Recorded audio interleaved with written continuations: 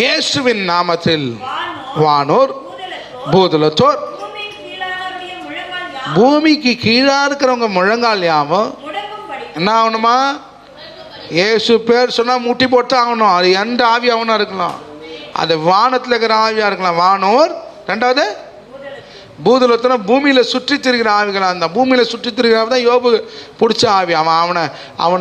அவன் குடும்பத்தை அழித்து அவனுக்கு உண்டான காரியங்களை எடுத்து போட்டு அவன் ஐஸ்வர்யத்தை அழிச்சிட்டு பூமியில் சுற்றி திரிகிற ஆவிகளாக இருக்கட்டும். பூமி கீழே பாதாளத்தின் ஆவிகள் ஒன்று உண்டு. இல்லையா சொல்லுங்களேன். பாதாளத்தில் தான் அண்டிகை ஏறி வரப்போகிறானா, மிருகம் வரப்போகிறது. பாதாளத்தில் இருக்கிற ஆவிகளும்